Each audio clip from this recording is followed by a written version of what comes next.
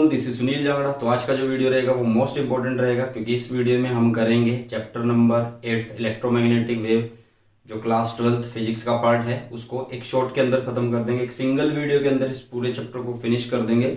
और एक बहुत बढ़िया चैप्टर है ये, और मतलब मजा आने वाला है आपको। इतना बढ़िया मैं पढ़ा दूंगा आपको। और इस चैप्टर को जब आप इस वन शॉट वीडियो से कर लोगे, जब बहुत अच्छे ढंग से देख लोगे, समझ लोगे, तो उसके बाद जो है भैया आपका कोई भी क्वेश्चन जो है मतलब आपको लगाने में प्रॉब्लम नहीं होगी। चाहे वो आपका एनसीईआरटी का हो, चाहे वो आपका एग्जाम्पलर का हो, चाहे वो आपका प्रीवियस ईयर के क्वेश्चन हो। यही चीज मैं हर बार बोलता हूँ कि जितने वन शॉट में अपलोड कर रहा हूँ, अगर आप कंसंट्रेट होकर देखते हो, अपने शॉर्ट नोट्स बनाते हो, छोटे छोटे रफली हैंड्स बना लेना, हैंड रिटन नोट्स, ठीक है।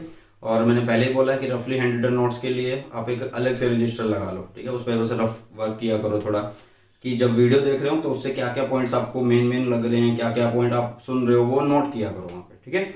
चलिए वीडियो को शुरू करते हैं। बट वीडियो आगे बढ़ाने से पहले रिक्वेस्ट करूंगा कि चैनल को सब्सक्राइब नहीं किया अभी सब्सक्राइब कर लो, क्योंकि सबसे पहले वन शॉट के थ्रू सिलेबस ये चैनल आपको करवा रहा है, और अपडेटेड सिलेबस के अकॉर्डिंग, ठीक है। सुनने में आ रहा है कि थोड़ा सिलेबस और घटेगा भाई, चाहे 40% और कम हो जाए, बट इससे ज़्यादा टॉपिक अगर डिलीट होंगे तो आपका नुकसान है। और फिर तो उसके बाद चैप्टर के वन शॉट कराने का कोई फायदा नहीं होगा ना, मतलब लगभग सारे टॉपिक कट चुके होंगे। तो इसलिए क्या है, चाहे सिलेबस कटे या ना कटे, हमें टॉपिक इस तरह से पढ़ने हैं कि कल को आगे जाके जैसे नीट जेईई मेंस होते हैं तो उनके लिए हमें प्रॉब्लम ना हो, ठीक है। चलिए शुरू करते हैं हमारी इस वीडियो को। बट वीडियो को आगे बढ़ाने से पहले रिक्वेस्ट करूंगा कि शेयर एंड सब्सक्राइब जरूर कर देना, ठीक है। चलिए तो भैया ये टॉपिक है आइडिया ऑफ डिस्प्लेसमेंट करंट, जो कि सिलेबस में आपकी बार नहीं है, कट कर दिया है। मतलब आपके पास जो सिलेबस में बचता है वो बचता है इलेक्ट्रोमैग्नेटिक वेव, उनकी एप्लीकेशन और इलेक्ट्रोमैग्नेटिक स्पेक्ट्रम, ठीक है। बट कहीं ना कहीं यह टॉपिक भी मोस्ट इंपॉर्टेंट है, इसको जरूर पढ़ना चाहिए, ज्यादा मुश्किल नहीं है। तो इसी से स्टार्ट करते हैं, ठीक है। देखिए भैया, आइडिया ऑफ डिस्प्लेसमेंट करंट क्या है, या डिस्प्लेसमेंट करंट हमें कहाँ से पता लगा। देखिए हमने ये चीज पढ़ ली थी कि जो वेरिंग मैग्नेटिक फील्ड होता है,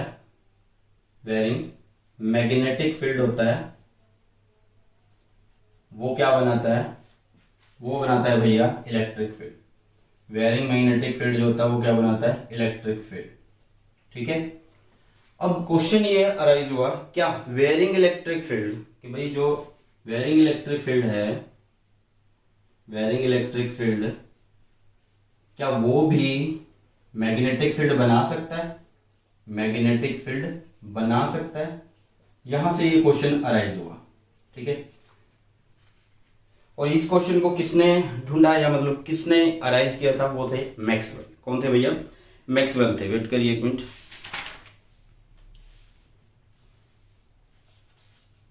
जी चलिए, तो यहां से हमें एक चीज समझ में आई कि वेरिंग मैग्नेटिक फील्ड क्या बनाता है, इलेक्ट्रिक फील्ड बनाता है। ये हमने पढ़ लिया, अपने लास्ट के चैप्टर्स में पढ़ लिया। अब क्वेश्चन ये अराइज हुआ, क्या varying electric field magnetic field बनाता है, ये क्वेश्चन अराइज हुआ। तो ये क्वेश्चन किसने बताया था भाई, ये मैक्सवेल ने पूछा था, ठीक है।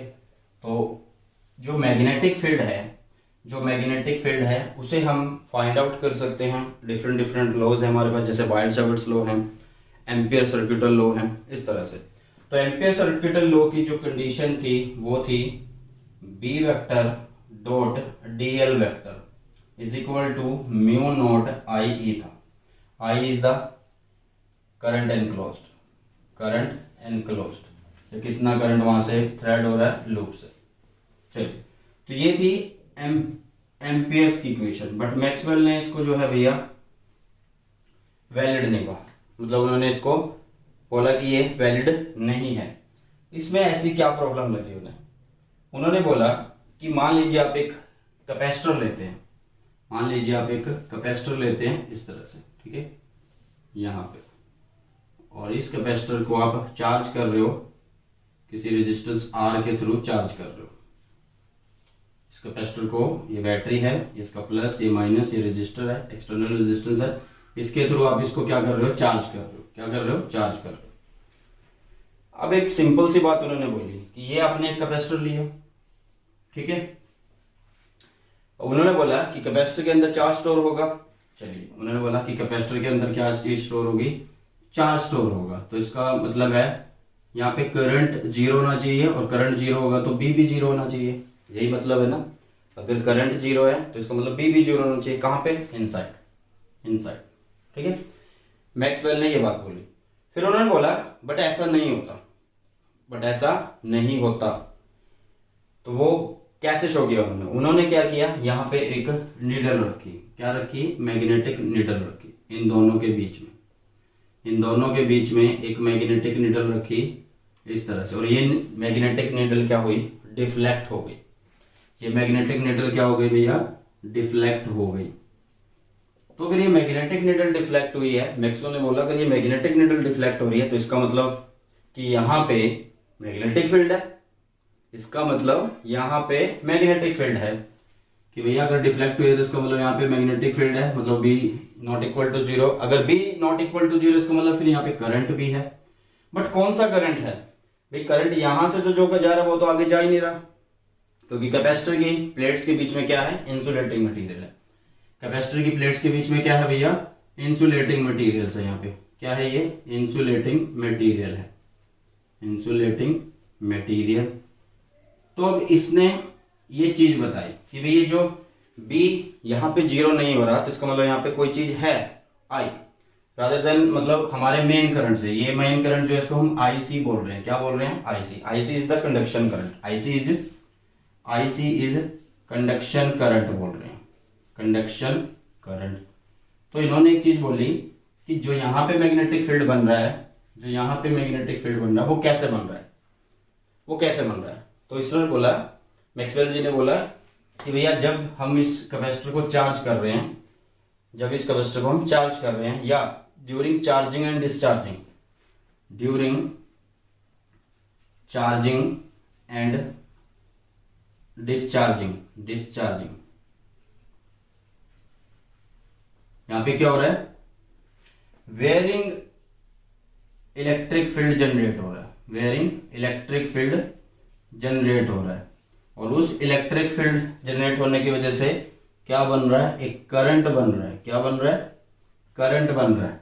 और वो करंट कौन सा होता है? डिस्प्लेसमेंट करंट होता है। कौन सा करंट होता है भैया? डिस्प्लेसमेंट करंट होता है। ठीक है, कौन सा करंट होता है? डिस्प्लेसमेंट करंट होता है।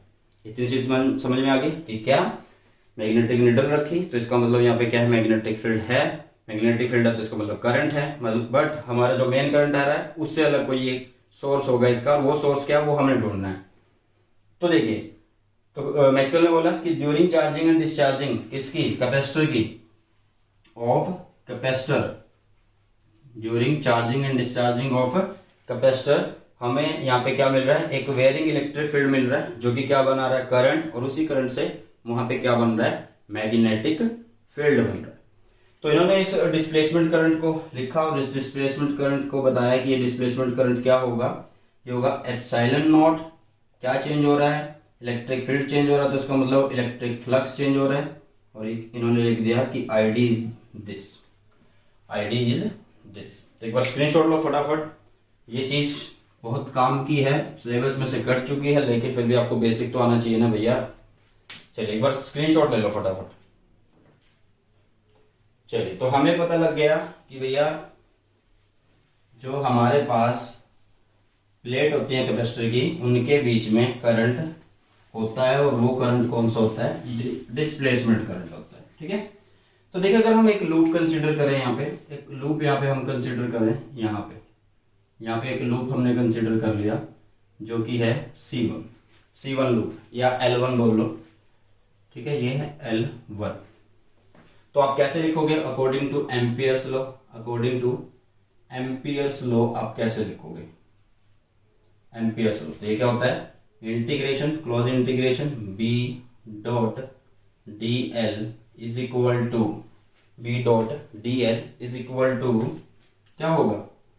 क्या होगा भैया? म्यू नॉट, कितना करंट है यहाँ से? I से निकल के जाएगा, कंडक्शन करंट है वो। ठीक है, चलिए ये हो गई for loop L1, for loop L1। लेकिन अगर हम लूप कंसीडर कर लें यहाँ मिड में, इस प्लेट के मिड में, इन दो प्लेट्स के मिड में अगर हम कंसीडर कर लें तो क्या होगा? फिर लिखते हैं, चलिए फॉर लूप कितना L2, फॉर लूप L2। अब यहाँ पे एक चीज देखिए भैया, यहाँ पे एक चीज देखिए, हमें पता है बी, ये क्या होता है फॉर्मूला एम्पियर का, B dot D l is equal to mu naught I, यही होता है। अब देखिए वहां पे कौन सा करंट है, बीच में कौन सा करंट है, कंडक्शन सॉरी डिस्प्लेसमेंट करंट है, और पीछे से कौन सा करंट है, आईसी, तो दोनों क्या हो गए ऐड। तो यहाँ पे जो आई है वो क्या है, आईसी प्लस आईडी है, ID is the displacement current. तो ये बन गया क्या, B vector dot D L vector is equal to mu naught I C plus mu naught epsilon naught D phi E by D T. ये बताई किसने, Maxwell ने बताई। क्यों बताई, क्यों भैया, प्लेट्स के बीच में कुछ ना कुछ एक करंट है जो कि वेयरिंग इलेक्ट्रिक फील्ड से बन रहा है, और उससे फिर वेयरिंग इलेक्ट्रिक फील्ड है, वेयरिंग इलेक्ट्रिक फील्ड से करंट बन रहा है, और करंट से फिर हमें वहां पे मैग्नेटिक फील्ड फील हो रहा है। ठीक है, तो ये होती है एम्पियर मैक्सवेल इक्वेशन। इस इक्वेशन को क्या बोला जाता है अभी, एम्पियर मैक्सवेल इक्वेशन बोला जाता है, एम्पियर मैक्सवेल इक्वेशन बोला जाता है, या फिर आप बोल सकते हो this is the modify form of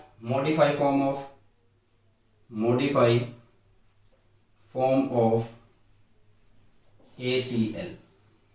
क्या है, मॉडिफाई फॉर्म ऑफ ACL है भैया। ठीक है, अभी एक मिनट रुकिए, हमें कुछ और भी चीजें करनी है, वेट करिए।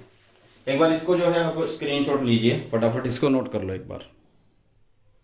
चलिए, तो इसे हमने पढ़ लिया, यहाँ से हमें पता लग गया कि कैपेसिटर की प्लेट्स के बीच में एक मटेरियल, या बोल सकते हैं क्वांटिटी होती है। वो क्वांटिटी क्या होती है, वेरिंग इलेक्ट्रिक फील्ड होता है, जो कि चार्जिंग एंड डिस्चार्जिंग कैपेसिटर के दौरान हमें मिलता है, और उस चार्जिंग डिस्चार्जिंग से जो इलेक्ट्रिक फील्ड बन रहा है उससे हमें करंट मिल रहा है। ठीक है, और वो करंट हमें फिर से क्या बना के दे रहा है, मैग्नेटिक फील्ड दे रहा है। ठीक है, तो हमने यहाँ पे क्या क्या चीजें पढ़ ली, कि जो करंट है वो मैग्नेटिक फील्ड बना सकता है, और जो मैग्नेटिक फील्ड है वो इलेक्ट्रिक फील्ड बना सकता है। ये सब चीजें पढ़ ली, मतलब electric field makes magnetic field and magnetic field makes electric field. ये चीजें क्लियर हो गई है।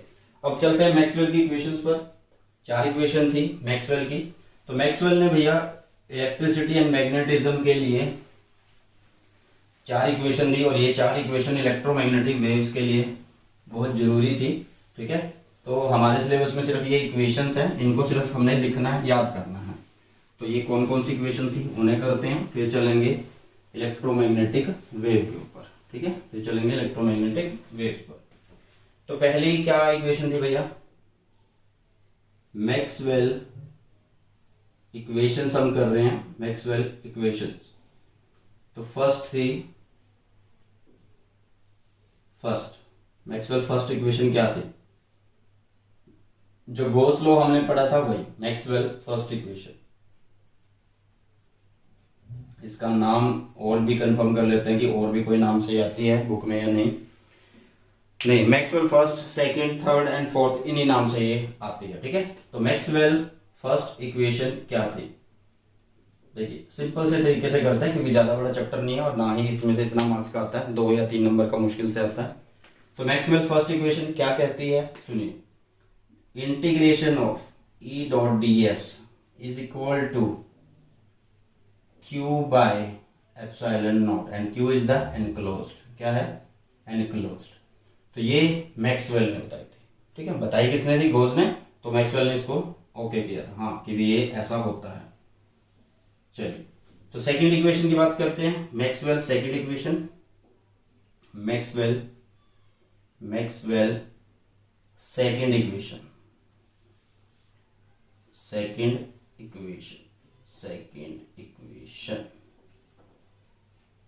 चलिए, तो सेकंड इक्वेशन थी गॉस लॉ ऑफ मैग्नेटिज्म। क्या थी भैया, गॉस लॉ ऑफ मैग्नेटिज्म थी, गॉस लॉ ऑफ मैग्नेटिज्म थी, मैग्नेटिज्म। तो इसको कैसे लिखा था हमने, कि इंटीग्रेशन, क्लोज इंटीग्रेशन किसकी, B dot D S is equal to क्या होगा, हमेशा किसके इक्वल होगा, 0 के इक्वल होगा। ठीक है, बी डॉट डी एस हमेशा किसके इक्वल होगा, 0 के इक्वल होगा। इसी तरह से यहाँ पे लिखा है, ई डॉट डी एस किसके इक्वल होगा, क्यू बाय एप्सिलॉन नॉट के इक्वल होगा। यहाँ पे क्या होगा कि कितना चार्ज एनक्लोज हो रहा है, यहाँ पे ये 0 क्यों है, ये जीरो क्यों है? क्योंकि भैया जितना फ्लक्स एंटर, जितनी number of electric field lines enter करती है सरफेस में, उतनी बाहर निकलती है, तो कोई फ्लक्स वहाँ पे कैप्चर नहीं होता, एनक्लोज नहीं होता, तो ये जीरो होता है। ठीक है, तो ये थी मैक्सवेल सेकंड इक्वेशन। अब चलते हैं मैक्सवेल थर्ड इक्वेशन पे, जो कि हमारे फैराडेज लॉ से आती है। ठीक है, तो मैक्सवेल थर्ड इक्वेशन क्या थी, देखिए मैक्सवेल थर्ड इक्वेशन, तो ये फैराडेज लॉ से रिलेटेड है। कैसे? कि वे जो E होता है वो होता है minus D phi by D T. ठीक है, E क्या होता है? Minus D phi by D T, मतलब कि जो E इंड्यूस्ड ईएमएफ होता है वो हमेशा क्या करेगा, वो अपोज करेगा जो चीज इसको प्रोड्यूस कर रही होगी। तो इसको एक और तरीके से हम लिख सकते हैं। कैसे? देखिए इस E को हम V की फॉर्म में लिख सकते हैं, तो लिख सकते हैं E डॉट डी एल, ठीक है, किसके इक्वल है? Minus D by D T, change हो रहा है क्या? फ्लक्स, तो यहाँ पे लिख सकते हैं B डॉट डी एस। ठीक है, क्या लिख सकते हैं? B dot D S. देखिए तो हमारे पास आ गया close integration E dot D L. इसको ई डॉट डी एल की फॉर्म में क्यों लिखा? क्योंकि ईएमएफ एक वोल्टेज हम लिख रहे हैं, वोल्टेज को लिख सकते हैं इस तरह से। ठीक है, किसके इक्वल है? Minus D by D T. ये फ्लक्स क्या होता है? मैग्नेटिक फ्लक्स, तो मैग्नेटिक फ्लक्स को कैसे लिख सकते हैं? बी डॉट डी एस और साथ में क्लोज इंटीग्रेशन। ठीक है, तो that is the equations of Maxwell की थर्ड इक्वेशन थी। फोर्थ इक्वेशन की अगर हम बात करें, जिसको अभी हमने किया मैक्सवेल फोर्थ इक्वेशन है। ठीक है, तो ये क्या है? सुनिए ध्यान से भैया। अभी हमने किया क्या कि B vector dot D l is equal to होता है क्या होता है? I C plus mu naught epsilon naught D phi E by D t. तो that is the Maxwell fourth equation and also called as modified form of Ampere circuital law. जल्दी से चारों equation को रट लो, लिख लो, स्क्रीनशॉट ले लो, फटाफट फिर करते हैं इलेक्ट्रोमैग्नेटिक वेव क्या होती हैं, क्या इनकी एप्लीकेशन है, इस तरह से जल्दी करिए नोट। तो नेक्स्ट जो पढ़ना हमें वो पढ़ना है भैया प्रोडक्शन ऑफ ईएम वेव्स, कैसे ये बनती हैं, किस तरह से, मतलब इनके अंदर कौन कौन से वेक्टर होते हैं, उन सब के बारे में बात करेंगे। क्योंकि इससे पहले हमने पढ़ लिया आइडिया ऑफ डिस्प्लेसमेंट करंट, क्योंकि वो हेल्प करेगा आपका प्रोडक्शन को समझने के लिए। ठीक है, और इसके तुरंत बाद हम करने वाले हैं भाई इलेक्ट्रोमैग्नेटिक वेव, उसकी प्रॉपर्टी क्या होती है। ठीक है, चलिए तो सबसे पहले बात करें प्रोडक्शन ऑफ ईएम वेव्स। ये सारा ही प्रोडक्शन है, यहाँ पे सिर्फ एक डायग्राम है जो कि हर्ट्ज एक्सपेरिमेंट था, तो उसके बारे में भी बात करेंगे लास्ट में। बट यहाँ से कुछ पॉइंट्स हैं जो छांट के लिखे हुए हैं, बहुत जरूरी है आप लोगों के लिए। ठीक है, देखो सबसे पहले क्या है production of EM wave. Stationary charge produce only electric field. हमें सबको पता है कि जो स्टेशनरी चार्ज होता है वो सिर्फ इलेक्ट्रिक फील्ड को ही प्रोड्यूस करता है। ठीक है, या फिर जो स्टेशनरी चार्ज है, charges in motion, steady current जिसको बोलते हैं, चार्जेस इन मोशन, मतलब ये एक कांस्टेंट स्पीड के साथ चलते रहते हैं, स्लो स्पीड होती है इनकी, धीरे धीरे ऐसे लगता है ये एक्सेलरेट नहीं हो रहे। तो ऐसे charges in motion produce both electric field and magnetic field. समझ में आ गया? ठीक है, कि भाई स्टेशनरी चार्ज प्रोड्यूस करता है इलेक्ट्रिक फील्ड को, और जो चार्ज मोशन में होते हैं, मतलब जो स्टेडी करंट होता है, उससे जो बनता है वो इलेक्ट्रिक फील्ड भी बनाते हैं और मैग्नेटिक फील्ड भी बनाते हैं। क्लियर? चलिए अब थर्ड चीज क्या लिखी है?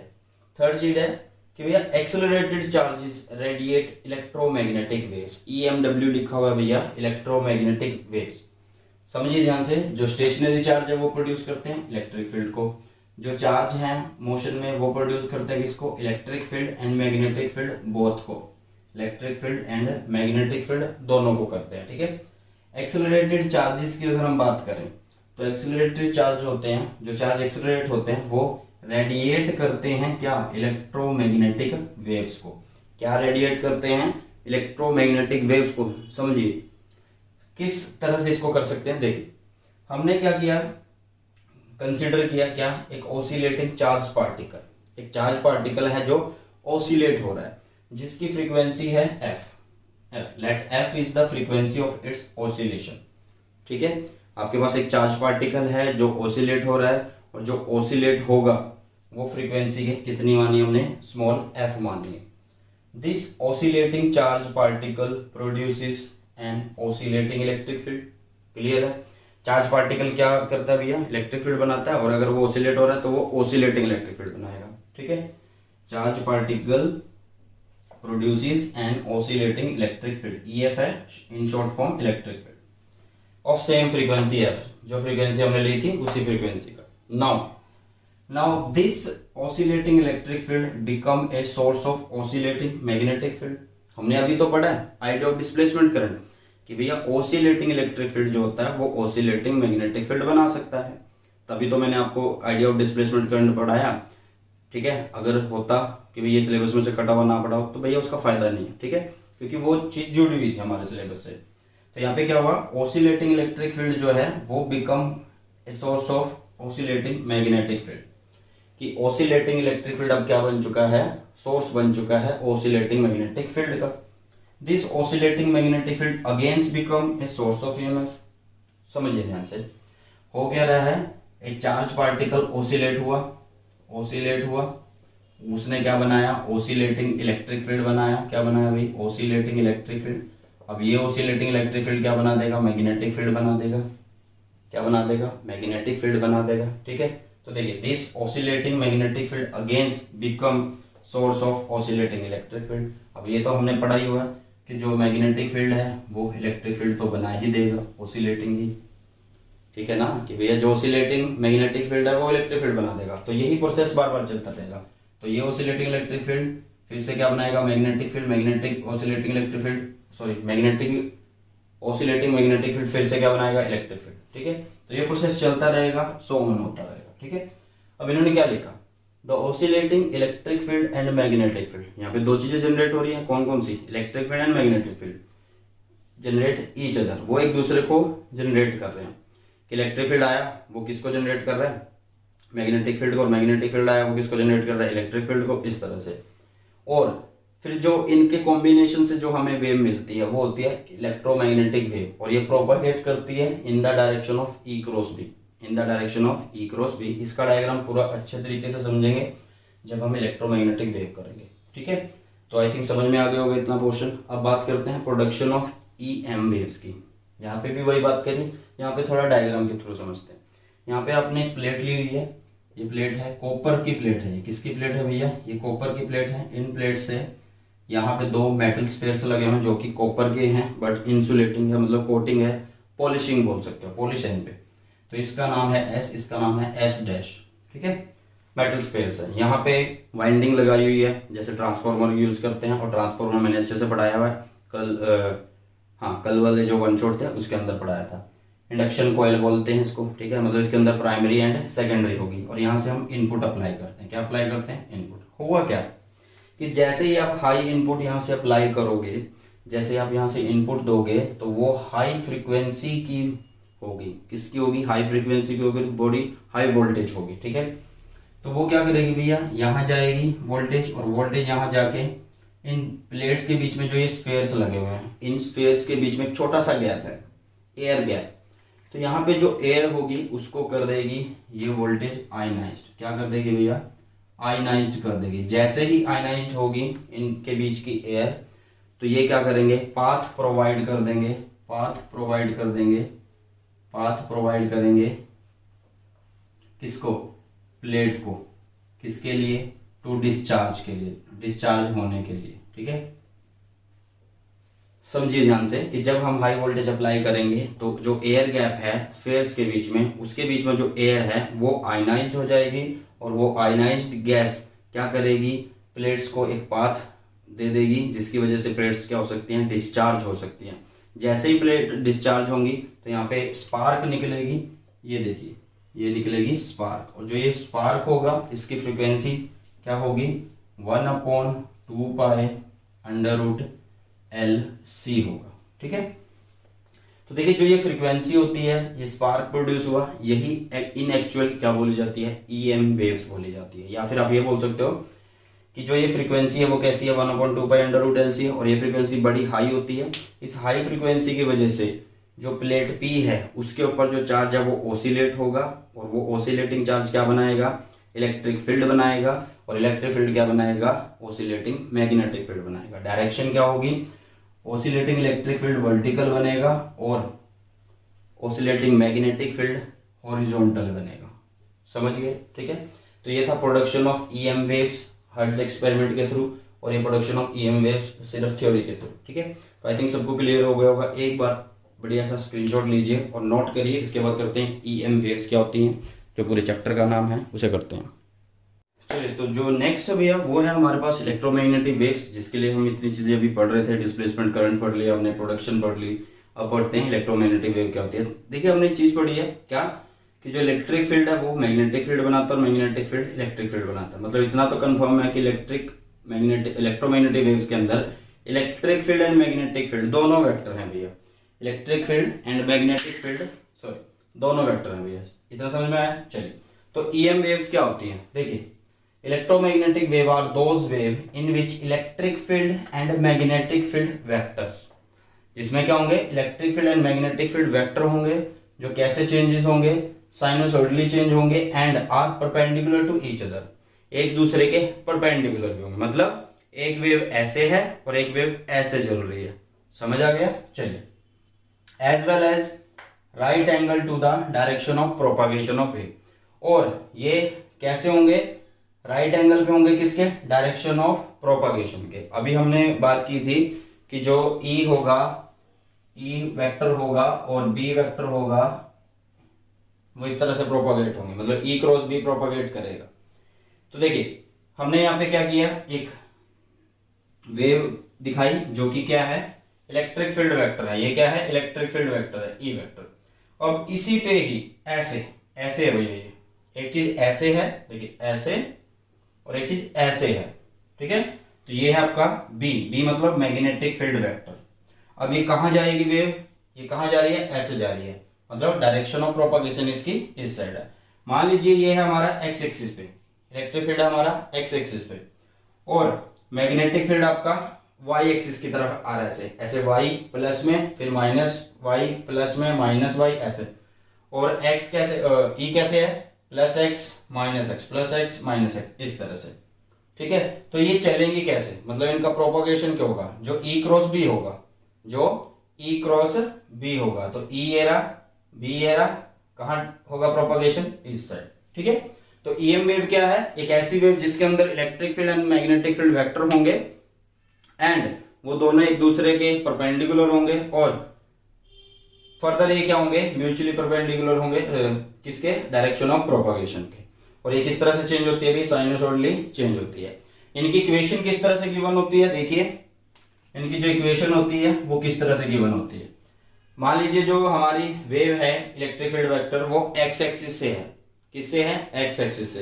तो इसको लिखा जाएगा कैसे, E x is equal to E naught sine omega t minus k Z.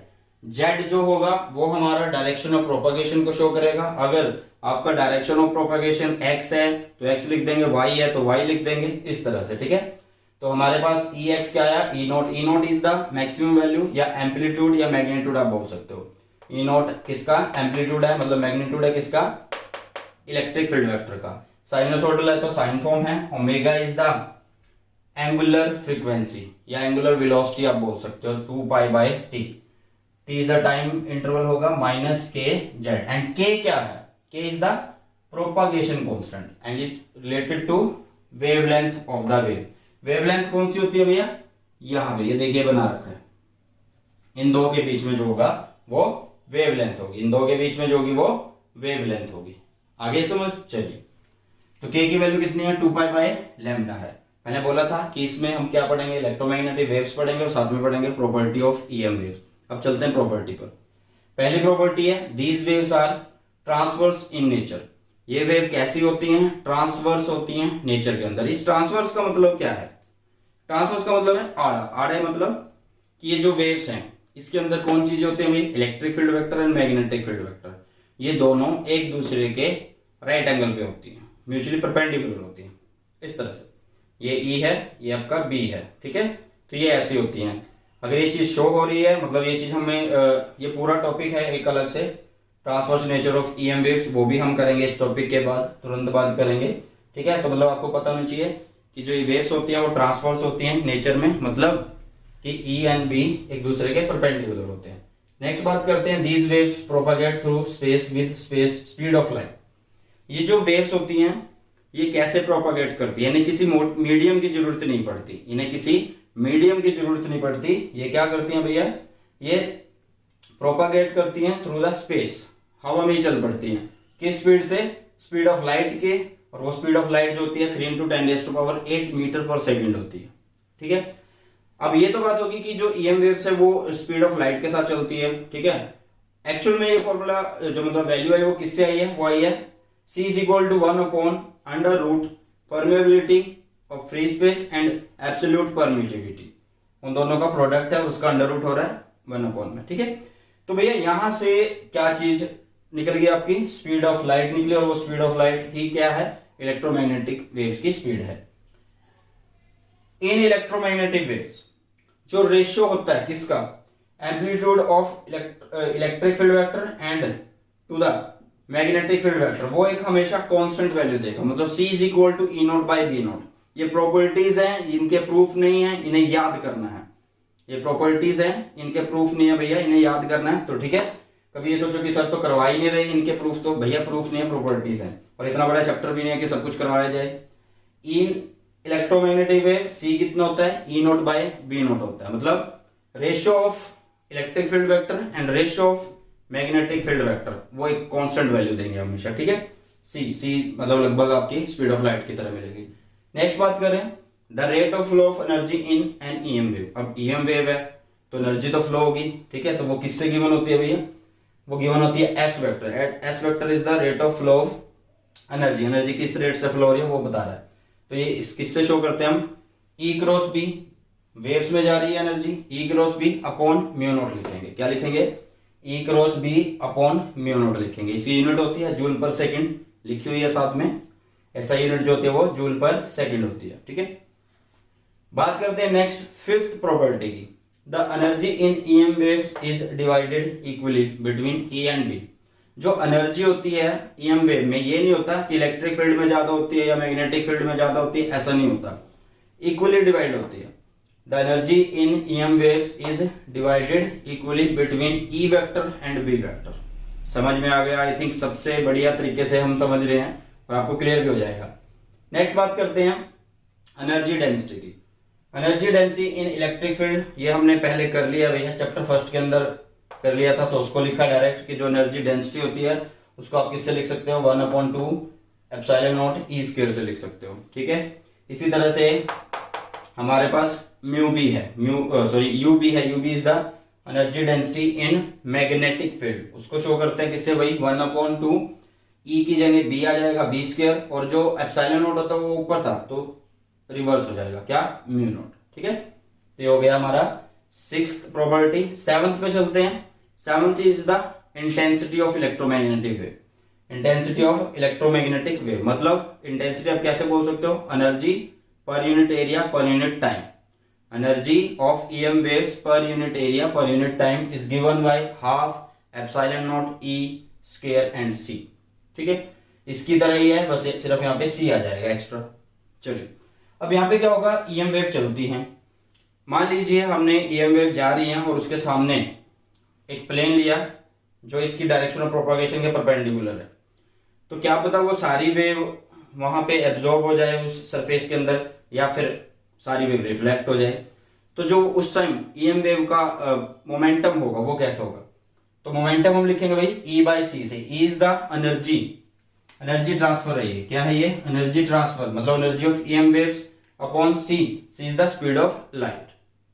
बात करें ये कब है, ये है भाई जब कंप्लीट एब्जॉर्प्शन होगा, मतलब सारी की सारी ईएम वेव्स उस सरफेस ने सोख ली है। ठीक है, एब्जॉर्ब कर जाएगा। बात करते हैं नेक्स्ट डेल P की। Del P is equal to 2E/c, means ये कंप्लीटली रिफ्लेक्टेड है।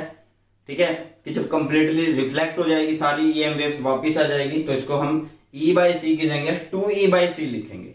ठीक है, तो ये प्रॉपर्टीज है, मैं बार बार बोल रहा हूँ, इनके प्रूफ नहीं करने हमें, तो ना इतना बड़ा चैप्टर है, तो जल्दी से जल्दी इस चीज का स्क्रीनशॉट लीजिए। और इसमें हम अब करेंगे transverse nature of EM waves, और फिर रहता है हमारा स्पेक्ट्रम। ठीक है, तो चलिए शुरू करते हैं उसे, जल्दी से इसका स्क्रीनशॉट लीजिए। तो नेक्स्ट जो हम करने वाले भैया वो करने वाले हैं transverse nature of EM waves. Transverse nature का मतलब है कि जो इसके अंदर ईएम वेव्स के अंदर इलेक्ट्रिक फील्ड वेक्टर होता है और मैग्नेटिक फील्ड वेक्टर वो एक दूसरे के क्या है, परपेंडिकुलर हैं, या फिर आप ये शो कर सकते हो कि इलेक्ट्रिक फील्ड वेक्टर परपेंडिकुलर है डायरेक्शन ऑफ प्रोपगेशन के, या मैग्नेटिक फील्ड वेक्टर परपेंडिकुलर है डायरेक्शन ऑफ प्रोपगेशन के। ठीक है, तो चलिए यहाँ पे हमने क्या किया अभी देखिए, consider a plane EM wave. हमने एक प्लेन ईएम वेव ली है, प्लेन, ठीक है, प्लेन की फॉर्म में है। जब हम वेव ऑप्टिक्स पढ़ेंगे तो आपको समझ में आ जाएगा कि कैसे है, मतलब प्लेन की तरह चलेगी ये, इस तरह से ऐसे ऐसे प्लेन चल रहे होंगे ईएम वेव्स के, ट्रेवलिंग अलोंग एक्स एक्सिस, और एक्स एक्सिस के अलोंग ये जा रही है। ठीक है, कि यहाँ इस तरह के प्लेन है ये, और ये प्लेन क्या कर रहे हैं, इस तरह से चल रहे हैं। ठीक है, और किस एक्सिस पे जा रहे हैं, एक्स एक्सिस पे। ABCD is a portion at time T. ABCD एक पोर्शन है इसी प्लेन वेव का किसी टाइम टी पर, ये हमने मान लिया किसी टाइम टी पर ये जो पोर्शन बन रहा है एबीसीडी ये ईएम वेव है। उसके बाद according to Gauss law the electric flux across the parallelopiped A B C D O E F G is zero because, देखो क्या लिखा मैंने, A B C D O E F G. ठीक है, यहां पे ओ एफ ई जी करिए, F E जी। ठीक है, समझिए ध्यान से भैया। तो यहाँ पे एक पैरेललोपाइप बन रहा है जो कि A B C D O F E G, उसके अक्रॉस जो फ्लक्स है वो जीरो है। फ्लक्स तो जीरो हो गई, इलेक्ट्रिक फ्लक्स जीरो हो गई, क्यों, क्योंकि यहाँ पे कोई चार्ज थोड़ा रखा भैया, यहाँ पे कोई चार्ज नहीं रखा ना, तो यहाँ पे क्या है, जो इसके अंदर जो फ्लक्स टोटल फ्लक्स एनक्लोज होगा वो कितना होगा, जीरो होगा, because it does not enclose any charge. लिख दिया। चलिए, तो इसी के अकॉर्डिंग जो डायग्राम हमने लिया इसी के अकॉर्डिंग हम ये गॉस लॉ से लिख देते हैं कि integration of E dot D S क्या होता है, जब चार्ज एनक्लोज नहीं है तो उधर वाला पोर्शन जीरो, तो ये जीरो लिख दिया। इसके बाद ये हुआ, ठीक है, इसके बाद ये क्या लिखा भैया, ये ध्यान से देखिए। अब यहाँ पे एक चीज देख लेना भैया, हमने जो ईएम वेव ली है वो एक्स एक्सिस के अलोंग ली है, ऐसे ऐसे जा रही है, वो ज्यादा से ज्यादा क्या हो सकती है, वो माइनस में भी जा सकती है एक्स के, बट जाएगी ऐसे और ऐसे। ठीक है, मतलब ऐसे ही ऐसे ही है ना, पॉजिटिव एक्स माइनस एक्स ऐसे ही हो सकती है। तो मतलब ना तो हमारा वाई एक्सिस का काम है और ना ही जेड एक्सिस का काम है, तो इसलिए मैंने क्या किया भैया, सिर्फ इन फेस को लिखा है A B C D, A B C D, और इस फेस को लिखा है, ये क्या है, ओ, इसको फिर से चेंज करना पड़ेगा, ये ई है भैया, ये एफ है, ओ ई एफ जी, ओ ई एफ जी, इस तरह से लिख दिया। ये दोनों लिख दिए हमने इस तरह से, और ये किसके इक्वल है, जीरो के इक्वल है। किसके इक्वल है, ये जीरो के इक्वल है, क्योंकि यहाँ पे जीरो है। अब यहाँ पे एक चीज देखिए, हम इसको पकड़ते हैं, एक पोर्शन को, इसको ओपन किया तो ई डॉट डी एस बन गया। इसी तरह से डी एस कोस थीटा हो गया। कोस थीटा में जो थीटा वो कितना है, एक्स एक्सिस उधर जा रहा है, डिस्प्लेसमेंट उधर हो रही है, डीएस उधर ही होगा।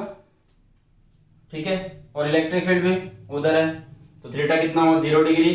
कोस 0 रखेंगे 1 हो जाएगा, बचेगा क्या, एडीएस। ई बाहर रख लेंगे, क्यों रख लेंगे, इलेक्ट्रिक फील्ड तो निकालना है।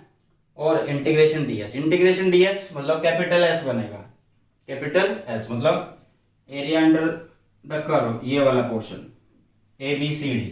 तो ये हमने एस मान लिया, तो ये लिख दिया ई एक्स एस। क्या लिखा, ई एक्स एस लिखा। एक्स मतलब इलेक्ट्रिक फील्ड जो है हमारा एक्स एक्सिस के लॉन्ग है, और वहां पे जो एस है वो उसका पूरा एरिया है, ठीक है, प्लेन का। चलिए, अब इसके बाद सिमिलरली हमने लिख दिया ओ ई एफ जी के लिए, ओ ई एफ जी के लिए, तो इसको लिखेंगे क्या, अब वही एंगल कैसे है भाई, ईएम वेव जा रही है ऐसे, हम जा रहे हैं, ओ ई एफ जी तो पीछे है ना, उधर की साइड है, तो हमें वापसी मोड़ना पड़ रहा है, मतलब हमारा पास ये और ये डायरेक्शन है, तो एंगल इज 180, एंगल इज 180, तो cos 180 माइनस हो जाएगा, तो यहाँ पे आ गया माइनस ई एक्स, एक्स मतलब एक्स एक्सिस पे है, ठीक है, और डैश शो कर रहा है उधर की साइड हम ले रहे हैं, ठीक है, तो minus E x dash S नाम रख दिया। अब इसके बाद इसको और इसको पुट कर देते हैं हमारी इस इक्वेशन में, इसमें पुट किया तो हमारे पास मिल गया E x s minus E x dash s is equal to 0, equal किया, एस से एस कट जाएगा, आपके पास बचेगा E x component is equal to minus E x dash component. इसका मतलब क्या है, चाहे आप एक्स एक्सिस पे पॉजिटिव में जाइए चाहे नेगेटिव में जाइए, तो जो आपका इलेक्ट्रिक फील्ड है वो सेम रहने वाला है, इलेक्ट्रिक फील्ड सेम रहने वाला है, स्टैटिक रहने वाला है। ठीक है, तो भाई अगर वो स्टैटिक है इलेक्ट्रिक फील्ड, तो स्टैटिक इलेक्ट्रिक फील्ड तो ईएम वेव जो है प्रोपोगेट नहीं करेगा ना। ठीक है, तो अब लिखा हुआ है static electric field can not propagate the wave. तो इसका मतलब Ex की वैल्यू कितनी आ गई है, 0। भैया 0 कब हो सकता है, जब वो परपेंडिकुलर होगा। E dot D S is equal to q by epsilon naught है। ठीक है, या फिर ये बोल लो आप कि जो इलेक्ट्रिक फील्ड है, इलेक्ट्रिक फील्ड 0 कब हो रहा है, ये इलेक्ट्रिक फील्ड 0 कब हो रहा है। E डॉट डी एस को 0 कैसे बना सकते हैं, अगर उनके बीच में 90 का एंगल होगा। ठीक है, तो इसलिए यहां पे ये शो कर रहा है सीधा, it means electric field is perpendicular to the direction of propagation. Similarly हम कंसीडर कर सकते हैं बी के लिए। अब बी के लिए निकालिए, तो कॉमन सी बात है, जब ई के लिए शो कर दिया तो बी के लिए शो कर सकते हैं, और फिर मतलब E and B both are perpendicular to the direction of propagation. तो ये होता है इसका transverse nature of EM waves. अब करते हैं भैया इलेक्ट्रोमैग्नेटिक स्पेक्ट्रम, जो कि मैं एक टेबल के थ्रू आपको करवाऊंगा, आपको इमेज दिखेगी स्क्रीन पर। ठीक है, चलिए उसको करते हैं और मैं आपको समझाऊंगा कि ये चीजें क्या क्या हैं, क्योंकि अगर हम उसको बार बार एक एक पॉइंट को लिख के करेंगे तो चैप्टर की जो लेंथ हो जाएगी वो बहुत ज्यादा हो जाएगी टाइमिंग, क्योंकि फिर एक दो क्वेश्चन भी हमें करने हैं। ठीक है, चलिए तो नेक्स्ट जो टॉपिक है भैया वो है हमारा इलेक्ट्रोमैग्नेटिक स्पेक्ट्रम, और ये लास्ट टॉपिक होगा। इसके बाद कुछ क्वेश्चन करेंगे, इसके बाद कुछ क्वेश्चन करेंगे। ठीक है, चलिए इलेक्ट्रोमैग्नेटिक स्पेक्ट्रम, इलेक्ट्रोमैग्नेटिक स्पेक्ट्रम। एक मिनट मैं इसको चेक कर लूं कि बोर्ड पे कहां तक दिख रहा है, ताकि इमेज की एडजस्टमेंट वहीं तक हो जाए। ठीक है, वेट करिए, सॉरी। ठीक है, चलिए तो इलेक्ट्रोमैग्नेटिक स्पेक्ट्रम करते हैं, और आपको स्क्रीन पे दिख रही होगी। ठीक है, इमेज देखिए, इस इमेज में इलेक्ट्रोमैग्नेटिक स्पेक्ट्रम हम डिस्कस करने वाले हैं। और जो इलेक्ट्रोमैग्नेटिक वेव होती है भैया वो 7 तरह की होती हैं। ठीक है, radio wave, microwave, infrared, visible, ultraviolet and X-ray and gamma ray. याद करने की ट्रिक है, Rahul's mother is visiting uncle Xavier's garden. कैसे लिख सकते हैं इसको, Rahul mother is visiting uncle Xavier's garden. तो रेडियो वेव, माइक्रोवेव, ये क्या है I, infrared, visible, ultraviolet, X-ray and gamma ray. ठीक है, ट्रिक क्या है, Rahul's mother is visiting uncle Xavier's garden, ये आप लिख सकते हो। ठीक है, बात करते हैं इलेक्ट्रोमैग्नेटिक स्पेक्ट्रम क्या होता है। भाई ये जो 7 तरह की वेव है, 1 2 3 4 5 6 7, इनको फ्रीक्वेंसी के अकॉर्डिंग एक टेबल में सेट करना, वो बोला जाता है इलेक्ट्रोमैग्नेटिक स्पेक्ट्रम। ठीक है, तो ये 7 वेव आपको दिख रही हैं स्क्रीन पर, इनको 1 बाय 1 डिस्कस करते हैं। देखिए इसमें आपके पास 6 कॉलम है, और 6 कॉलम में एक में उनका नाम दिया हुआ है, एक में फ्रीक्वेंसी रेंज दी हुई है, एक में वेवलेंथ दी हुई है, एक में प्रोडक्शन दी हुई है कि कैसे वो प्रोड्यूस होती है, और एक में डिटेक्शन दी हुई है, और एक में मेन प्रॉपर्टीज दी हुई है। तो सभी को आप पढ़ते हैं। पहले बात करते हैं रेडियो वेव की। तो रेडियो वेव की जो फ्रीक्वेंसी होती है वो 10 की पावर 4 से लेकर 10 की पावर 8 तक होती है, 10⁴ टू 10⁸ हर्ट्ज होती है। बात करें वेवलेंथ, वेवलेंथ होती है इनकी 0.1 मीटर से ज्यादा। ठीक है, और प्रोडक्शन कैसे करते हैं इसको, rapid acceleration and D acceleration of electron. Rapid accelerate कराया जाता है या डी एक्सेलरेट कराया जाता है किसको, इलेक्ट्रॉन को, तो ये प्रोड्यूस होती है।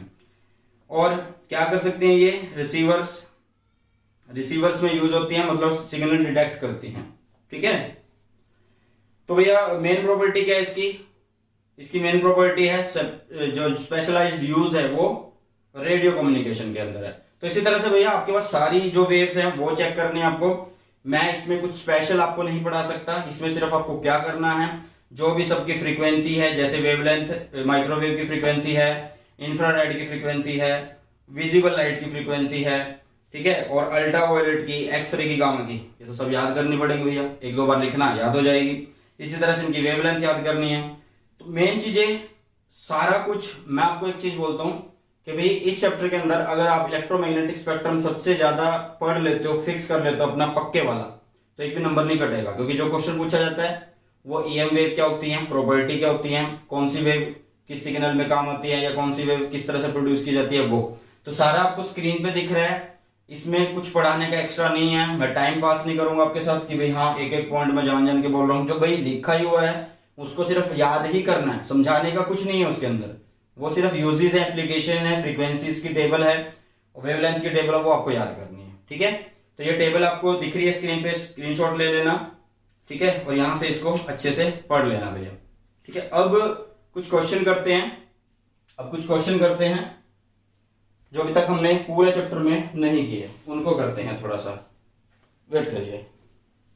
चलिए अब करते हैं भाई कुछ क्वेश्चन। जितने टॉपिक हो चुके हैं लगभग सारे टॉपिक हमने कर दिए हैं अकॉर्डिंग टू न्यू सिलेबस, हमने सब कुछ कर दिया, और इवन हमने डिस्प्लेसमेंट करंट को भी कर लिया जो कि सिलेबस में नहीं है। अब करते हैं क्वेश्चन को। तो यहाँ पे आपको क्या दिया हुआ है, क्वेश्चन दिया हुआ है, ये दिल्ली 2006 कंपार्टमेंट में आया हुआ क्वेश्चन है ये। ठीक है, और इसमें आपको दिया क्या हुआ है, इसमें आपको फ्रीक्वेंसी दी हुई है, और साथ में आपको ये जो फ्रीक्वेंसी दी है किसकी दी है, ईएम वेव्स की दी है। और ईएम वेव कैसी है, प्लेन ईएम वेव है। ठीक है, ट्रैवल कर रही है फ्री स्पेस में along x axis direction, x direction में ट्रैवल कर रही है। इलेक्ट्रिक फील्ड दिया हुआ आपको E is equal to 6.3 volt per metre, और यहाँ पे है जे। जे क्या मतलब कि ये जो है वाई एक्सिस के अलोंग है, किसके अलोंग है, वाई एक्सिस के अलोंग। ठीक है, ईएमएफ जा रही है हमारी एक्स एक्सिस के अलोंग, और ये है हमारे वाई एक्सिस के अलोंग, तो बी जो होगा वो जेड एक्सिस के अलोंग होगा। तो वो बी को ही पूछ रहा है, तो हमें रिलेशन पता है सी इज इक्वल टू क्या होता है, ई बाई बी। तो बी क्या होगा भाई, ई बाय सी होगा। ई कितना है 6.3, सी कितना है 3 इंटू 10⁻8, 8 गया ऊपर, 10 माइनस 8 हुआ, और ये 3 से कट हो गया, 2.1 बन गया यहाँ पे। तो 2.1 और यूनिट होगी इसकी क्या, टेस्ला, क्योंकि मैग्नेटिक फील्ड की बात कर रहे हैं। तो ये हो गया भाई 2.1 इंटू 10⁻⁻8 टेस्ला। इस तरह के छोटे छोटे क्वेश्चन आपको देखने को मिलेंगे। और मैं पहले से बोल रहा हूँ कि जो चैप्टर बहुत छोटे होते हैं, ठीक है, ये मुश्किल से अभी जो सैंपल पेपर आया था सीबीएसई का, उसमें इसमें से इस पूरे चैप्टर में सिर्फ 1 नंबर का क्वेश्चन आया था। ठीक है, तो इस पे छोटे छोटे क्वेश्चन ज्यादा बनेंगे, छोटे छोटे न्यूमेरिकल बनेंगे, और जो क्वेश्चन होंगे वो ईएम वेव्स के यूजेस से, फ्रीक्वेंसी से, वेवलेंथ से, इनसे बनेंगे। ठीक है, चलिए नेक्स्ट है, ये पूछ रहा आपसे इन ए वेव मोशन। आपको एक वेव मोशन दिया हुआ है जिसकी इक्वेशन है y is equal to a sine k x minus omega t. ये चीज हमने पढ़ी है। a is the amplitude, sine the sinusoidal form, and k x minus omega t इसका फेज डिफरेंस है। ठीक है, तो ये बोल रहा है कि इनमें से ये किस चीज को रिप्रेजेंट करते हैं, ये y किस चीज को रिप्रेजेंट करता है, क्या ये इलेक्ट्रिक फील्ड को रिप्रेजेंट करता है, क्या ये मैग्नेटिक फील्ड को रिप्रेजेंट करता है, क्या ये डिस्प्लेसमेंट को रिप्रेजेंट करता है, क्या ये प्रेशर को रिप्रेजेंट करता है। तो आपका क्वेश्चन का जो आंसर होना चाहिए वो लो 30 होना चाहिए, सबको रिप्रेजेंट कर रहा है। ठीक है, चलिए ये ए को इलेक्ट्रिक फील्ड को भी रिप्रेजेंट कर रहा है, मैग्नेटिक फील्ड को भी कर रहा है, डिस्प्लेसमेंट को भी कर रहा है, प्रेशर को भी कर रहा है। ठीक है, बात करते हैं, if E and B represent electric field vector and magnetic field vector of electromagnetic waves, then direction of propagation is along. जो डायरेक्शन ऑफ प्रोपगेशन होती है वो किसके अलोंग होती है, मैंने करवाया अभी, और ये एनसीईआरटी का क्वेश्चन है। किसका क्वेश्चन है भैया, ये एनसीईआरटी का क्वेश्चन है। किसका क्वेश्चन है, एनसीईआरटी का क्वेश्चन है। तो देखिए इसका आंसर क्या होने वाला है, इन्होंने बोला कि ईएम वेव में ई एंड बी होता है, तो डायरेक्शन जो होती है वो ई क्रॉस बी से होती है। आपके पास ऑप्शन ये भी हो सकता है बी क्रॉस ई, बट ये गलत होगा। तो डायरेक्शन जो होती है वो ई क्रॉस बी से होती है। ठीक है, तो ये थे कुछ क्वेश्चन। अब और क्वेश्चन देखते हैं, जैसे कि 2020 अभी रिसेंटली इसी चैप्टर में से जो क्वेश्चन आया है वो आया है भैया 1 मार्क्स में ही पूछा है। 2020 के अंदर ये क्वेश्चन आया है, 2020 के अंदर क्वेश्चन आया, और वो क्वेश्चन क्या था, depict the field diagram of an EM wave. EM wave का आपको फील्ड डायग्राम बनाना है। क्या आपको नहीं आता? आता है, अभी करा था हमने, सुबह से यही तो कर रहे हैं हम। चलिए, और हमें दोपहर हो गई है ये चैप्टर पढ़ते पढ़ते। ऐसे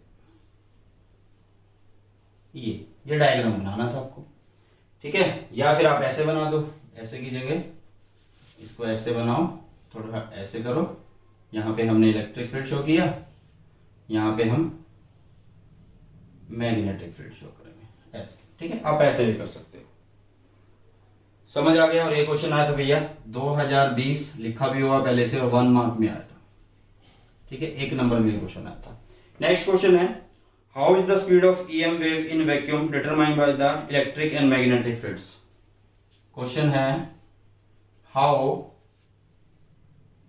is the speed of how is the speed of EM waves in vacuum determined by the electric field and magnetic field, इन सब से बताना आपको, ठीक है। How is the speed of EM wave, कैसे आप कर सकते हो, हमने पढ़ा है, अभी भी करा है भैया। C is equal to E naught by B naught, यहाँ से स्पीड ऑफ लाइट तो आती है, या EM वेव आप बोल सकते हो। फर्दर ये C जो होता है वो किसके इक्वल होता है, 1/√μ0 और एप्सिलॉन नॉट, इस तरह से होता है, ठीक है। और ये क्वेश्चन आया था दिल्ली के अंदर, आए थे 2016 में, दिल्ली 2016 में आया था भैया क्वेश्चन, ठीक है। चलिए नेक्स्ट क्वेश्चन देखते हैं। Do electromagnetic wave carry energy and momentum? Do electromagnetic wave carry energy and momentum? Question है, do electromagnetic wave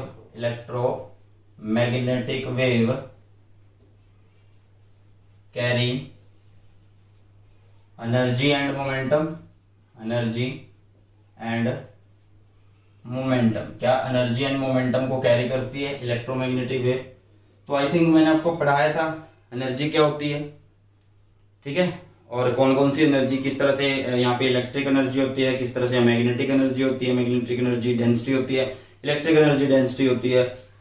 और मोमेंटम 2 तरीके से थी, कि कंप्लीट ऑब्जर्व हो जाए या कंप्लीट रिफ्लेक्ट हो जाए, जो 2 का मल्टीपल था, ठीक है। तो मतलब इसका आंसर क्या आना था, यस आना था। क्या आना था इसका आंसर, यस आना था। Yes, electromagnetic wave carry energy and momentum. Question आया था ऑल इंडिया 2017 में आया था, सॉरी 17 में आया था। नेक्स्ट है, right the relation for the speed of electromagnetic wave in term of the amplitude of electric and magnetic field. अभी किया भैया, आपको रिलेशन लिखना है सी का, किसके साथ, ई एंड बी के साथ। सी का रिलेशन लिखना है ई एंड बी के साथ। और ये क्वेश्चन आया है ऑल इंडिया 2017, 10 ईयर की बुक मेरे पास रखी हुई है, तो इसको आंसर आप बता सकते हो। अभी हमने किया था E बाय बी, मतलब छोटे क्वेश्चन बहुत ज्यादा पूछे जाते हैं इस चैप्टर में, छोटे क्वेश्चन बहुत ज्यादा पूछे जाते हैं भैया, ठीक है। कुछ और क्वेश्चन देख लेते हैं, चलिए देखिए। क्वेश्चन आपके पास, give one use of each of the following, give one use of each of the following. आपके पास माइक्रोवेव पूछा हुआ है, ठीक है, एक बार इसको रब कर देते हैं। और ये क्वेश्चन आया हुआ है, एक मिनट भैया रुकिए, ये क्वेश्चन 3 मार्क में आया हुआ है, 3 मार्क में ये पूछा हुआ है। और ये क्वेश्चन पार्ट्स में पूछा हुआ है, मतलब 3 पार्ट इसके पूछे हुए हैं। और आपसे यूजेस पूछे हुए हैं, क्या पूछे हुए हैं, यूजेस। और ऑल इंडिया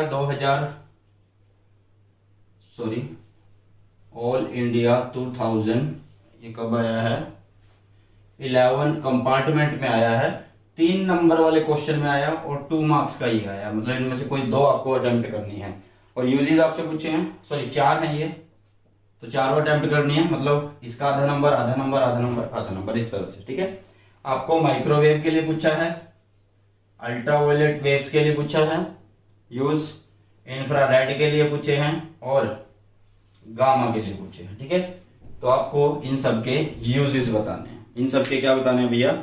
यूजेस बताने हैं। और इसी तरह के क्वेश्चन जो है आपको अपने देखने को मिलेंगे भैया, ठीक है। तो पहला जो आपको बताया माइक्रोवेव, नाम से सुन रहा है, माइक्रोवेव हमारे घरों में होता है, तो ये कुकिंग में, हीटिंग में, ठीक है, मेडिकल इंस्ट्रूमेंट इन सब में यूज होते हैं।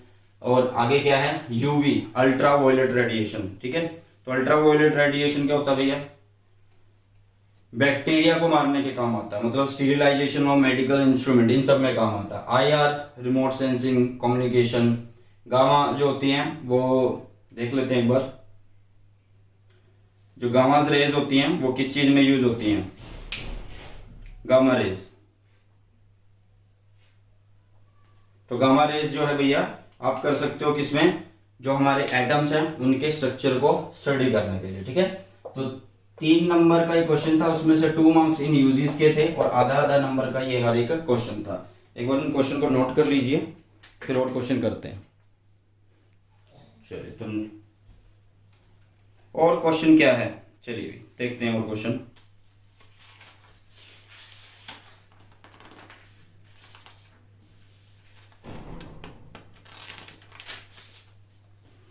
देखिए आगे कुछ क्वेश्चंस है वो आपको खुद करने हैं, ठीक है।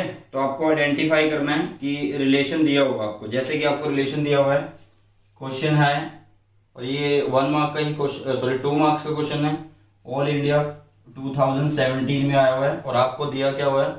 आपको दिया हुआ है 10-11 metre less than lambda 10-14 metre, ठीक है। दूसरा दिया हुआ आपको पार्ट 10-4 मीटर लैम्डा 10-6 मीटर। आपको बताना है कि ये कौन सी वेव है। Identified the electromagnetic wave whose wavelength varies, whose wavelength varies। आपको ये बताना है कि ये किस तरह से हैं, कौन कौन सी हैं, ठीक है। बताइए अभी क्वेश्चन नंबर है आपके पास बुक में है 48। आपके पास 2 रिलेशन दी हुई हैं, मतलब 2 वेवलेंथ दी हुई हैं। आपको बताना है कौन सी ये इक्वेशंस है। एक है 10-11 टू 10-14 एंड 10-4 टू 10-6, ये आपको बताना है। बताइए भी पहली कौन सी है? पहली कौन सी है? पहली जो इक्वेशन है वो शो करती है किसको? गामा को। किसको शो करती है भैया? ये गामा को शो करती है और ये ट्यूमर्स के ट्रीटमेंट में यूज होती है। किसके? Tumours, brain tumour, skin tumour, इन चीजों के, ठीक है, ट्यूमर्स। बात करते हैं नेक्स्ट इसकी। 10-4 मीटर टू 10-6 मीटर किसकी वेवलेंथ वेरी करती है? इंफ्रारेड वेव्स की। इंफ्रारेड वेव्स की चेक कर लेता हूं मैं भी इस चीज को कि इंफ्रारेड ही है। हाँ, इंफ्रारेड वेव की है और मैंने बता दी है किस चीज में यूज होते हैं। आईआर सेंसर आजकल फोन में आते हैं, तो वो क्या आते हैं? रिमोट सेंसिंग, कम्युनिकेशन, इन सब में यूज होते हैं, ठीक है। चलिए तो ये थे क्वेश्चन जो कि आपके इस चैप्टर में बनते थे। और भी काफी क्वेश्चन है भैया, बहुत छोटे छोटे क्वेश्चन है। जैसे कि आपसे पूछा हुआ what is the frequency of electromagnetic wave produced by oscillating charge frequency F. Question को ध्यान से सुनिए। What is the frequency of electromagnetic wave produced by oscillating charge of frequency, बताइए क्या था ये? सबसे स्टार्टिंग में हमने एक क्वेश्चन लिखा था। 1 मिनट रुकिए, मैं इस क्वेश्चन को पूरा अच्छे से लिख दूं ताकि तुम इसको नोट कर लो। क्वेश्चन है, देखिए क्वेश्चन है what is the frequency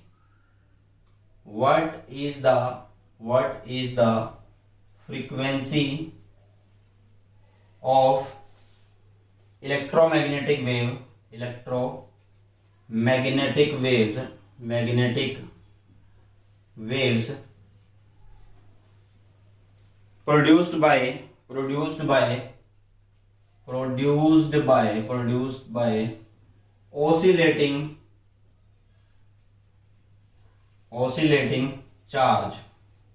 produced by oscillating charge of frequency this, बताइए क्या आएगा भैया, बताइए, सोचिए जल्दी, इसको फटाफट सोचिए क्या था ये।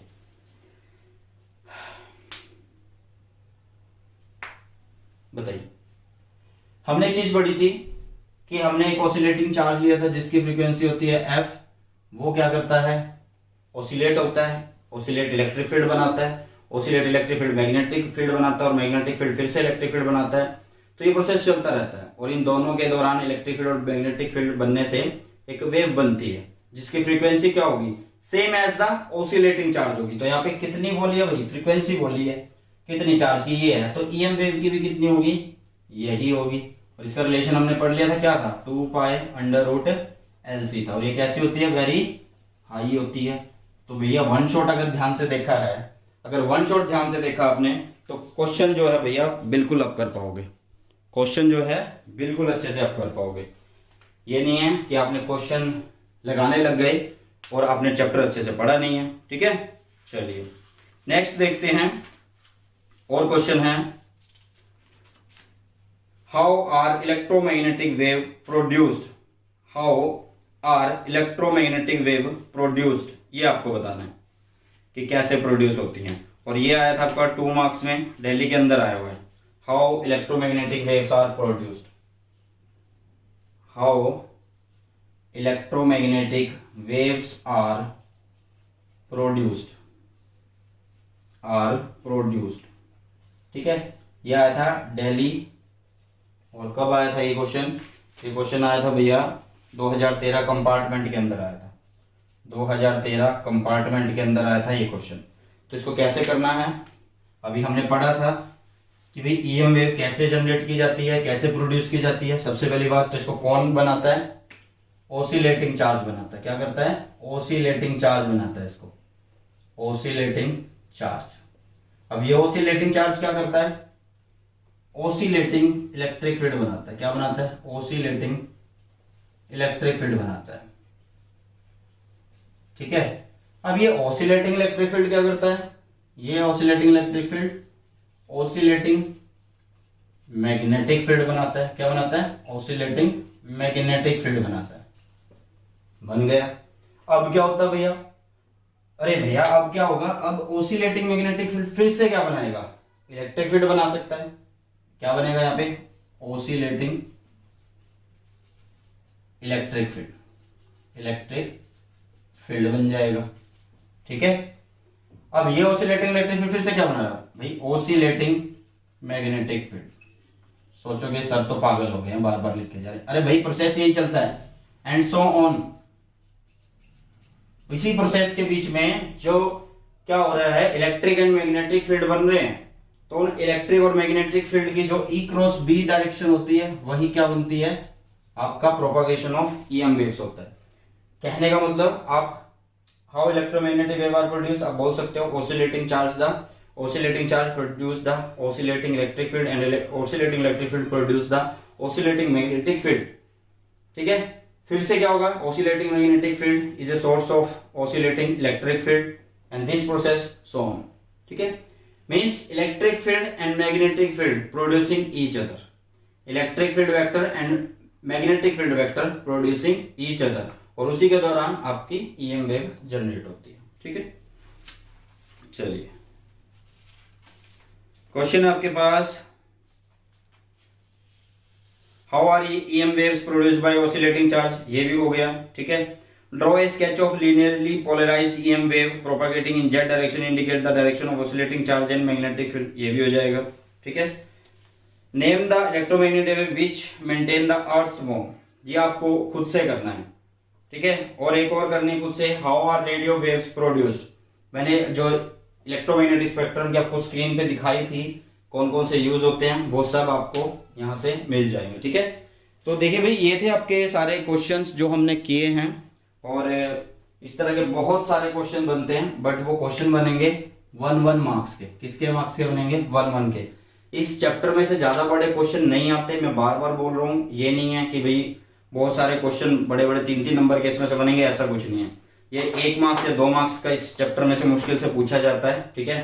तो यही थे इसके क्वेश्चन, और यही हमने जो है भैया इस चैप्टर में, इस पूरे वीडियो में इस चैप्टर को बहुत अच्छे ढंग से कर लिया। सबसे पहले हमने क्या पढ़ा था, डिस्प्लेसमेंट करंट पढ़ा था, आइडिया ऑफ डिस्प्लेसमेंट करंट, जहां से हमें पता लग गया था ओसिलेटिंग इलेक्ट्रिक फील्ड का कि ये भी कुछ एक क्वांटिटी जनरेट करता है जो कि डिस्प्लेसमेंट करंट होता है। हालांकि ये सिलेबस में नहीं है, तो इसका मतलब ये नहीं है कि हमारे टॉपिक से रिलेटेड नहीं होगा, तो ये हमारे टॉपिक से रिलेटेड था इसलिए हमने किया है इसको, ठीक है। फिर हमने क्या किया, फिर हमने प्रोडक्शन किया ईएम वेव का, फिर हमने ईएम वेव की, फिर हमने उसकी प्रॉपर्टीज की, फिर इलेक्ट्रोमैग्नेटिक स्पेक्ट्रम किया, ट्रांसवर्स नेचर किया, और फिर हमने क्वेश्चन किए हैं, ठीक है। तो ये था इस चैप्टर के बारे में। जितना कुछ आपके सिलेबस में है, जितना आपके एनसीईआरटी में, वो सारा मैंने आपको करवा दिया है। और जितने क्वेश्चन बनते थे, देखिए क्वेश्चन ये नहीं है कि मैंने जो 10-5 क्वेश्चन आपको कराए वही बहुत है, क्वेश्चन आप कितने लगाइए वही कम है। बहुत ज्यादा क्वेश्चन आप लगाइए, जितने क्वेश्चन आप लगा सकते हो आपकी मर्जी है। तो चलिए इसी के साथ इस वीडियो को समाप्त करते हैं। इससे ज्यादा इस वन शॉट के अंदर कुछ नहीं है मटेरियल, ठीक है। तो मिलते हैं हमारी नई वीडियो में एक नई वन शॉट के साथ। बट वीडियो को खत्म करने से पहले आपसे रिक्वेस्ट करूंगा, अगर आपको वन शॉट से थोड़ी सी भी हेल्प हो रही है तो भैया मेरी भी हेल्प कर दो थोड़ी सी। और करना क्या है, वीडियो को लाइक करना है, और चैनल पे अगर आप नए आते तो सब्सक्राइब कर देना, अगर आप पुराने हैं तो शेयर कर देना। शेयर किसके साथ करना है, जो आपके फ्रेंड्स हो, जो देखने वाले हो, देखने वाले मीन्स जो पढ़ने वाले बच्चे होते हैं, ताकि उनका भी फायदा हो जाए आपके साथ साथ। तो मिलते हैं हमारी नई वीडियो में एक नए वन शॉट के साथ। Thanks for the watching, God bless you all, have a nice day.